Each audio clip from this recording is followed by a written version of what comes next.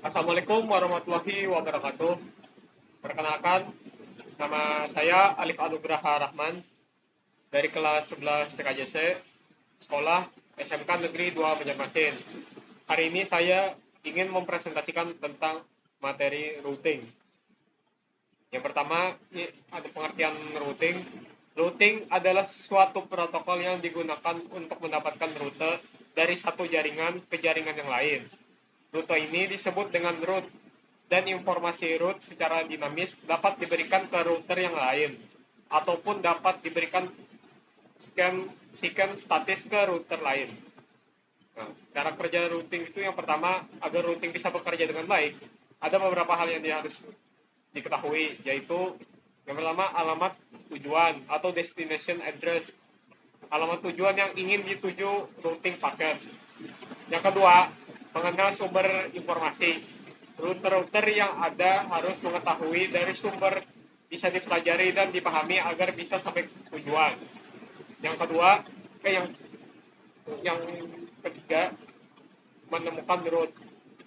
Jalur atau rute harus diketahui router agar paket bisa sampai dengan benar. Harus tahu rute mana yang memungkinkan untuk network remote. Selanjutnya, pemilihan rute. Pada akhirnya harus tahu mana rute yang terbaik untuk setiap network remote dalam jaringan. Yang terakhir, menjaga informasi routing. Inilah metode yang bisa menjaga rute sampai ke tujuan yang sudah diketahui sebelumnya dan yang paling sering dilalui. Jenis-jenis routing berdasarkan cara kerja dan konfigurasinya. Yang pertama, routing default. Routing default ini adalah salah satu jenis routing yang dipakai untuk mengirimkan berbagai paket secara manual dan umumnya digunakan pada jaringan yang memiliki satu jalur keluar atau local network. Default rute ini juga sering digunakan saat rute dari sumber ke tujuan tidak dikenali atau saat tidak ada informasi yang memadai dalam tabel routing ke jaringan tujuan. Yang kedua, ada routing statis. Routing statis adalah suatu proses routing untuk menambah route di tabel routing, di mana administrator menambahkan route tersebut secara manual. Karakteristik routing statis tentu saja karena tidak akan mengalami perubahan, kecuali jika administrator mengubahnya. Yang ketiga, routing dinamis. Routing dinamis yaitu routing yang digunakan untuk menemukan jaringan dan melakukan pembaruan routing tabel secara otomatis pada sebuah router. Cara kerja routing dinamis yaitu akan berjalan berdasar konfigurasi yang sudah dibuat oleh administrator. Selanjutnya, mengenal apa itu routed dan routing protokol.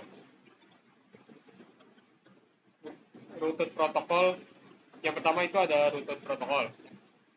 Protokol jenis ini bisa diarahkan oleh sebuah router dan memungkinkan router untuk menginterpretasikan logical network secara tepat. Beberapa contoh dari routed protokol ini yaitu IPX, IP, DHCNet, dan AppleTalk. Yang selanjutnya, routing protokol. Routing protokol ini biasanya dipakai untuk perawatan tabel routing pada router. Contoh routing protokol yaitu RIP, BIP, BGP, OSPF, EIGRP, dan IGRP. Apa itu RIP, BGP, OSPF, EIGRP, dan IGRP? Yang pertama, RIP atau juga disebut Routing Information Protocol. RIP akan merawat daftar jarak yang ditempuh oleh jaringan lain berdasarkan jumlah hop atau lompatan. Maksudnya jumlah router yang harus dilalui oleh berbagai paket supaya dapat sampai ke alamat yang dituju. Secara umum, RIP ini dibatasi hanya sampai 15 hop saja. Untuk broadcastnya sendiri diperbarui setiap 30 detik untuk semua RIP router untuk menjaga integritas. Berdasarkan karakteristik dari routing protokol jenis ini, maka sangat cocok digunakan untuk jaringan skala kecil. Selanjutnya ada BGP atau juga disebut Border Gateway Protocol. Merupakan salah satu gateway protokol yang cara kerjanya cukup cerdas untuk merawat berbagai path ke jaringan yang lain. Pembaruan atau update juga akan dikirim melalui koneksi TCP. Selanjutnya yang ketiga ini ada OSPF atau juga disebut Open Shortest Path First. OSPF ini umumnya menggunakan kecepatan jaringan berdasarkan suatu metrik untuk menetapkan berbagai path ke jaringan yang lain. Masing-masing router merawat map sederhana dari seluruh jaringan. Untuk pembaruannya sendiri dilakukan via multicast dan dikirim. Hal-hal semacam ini juga membuat OSPF cocok digunakan untuk network yang besar. Selanjutnya ada EIGRP atau Enchanted Interior Gateway Routing Protocol. EIGRP ini mungkin merawat satu set metrik yang cukup kompleks untuk jarak tempuh ke jaringan yang lain.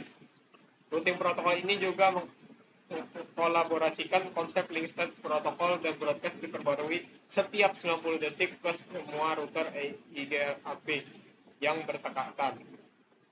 Pembaruan ini biasanya hanya memasukkan perubahan jaringan dan biasanya EIGRP ini amat pas untuk digunakan di network yang besar.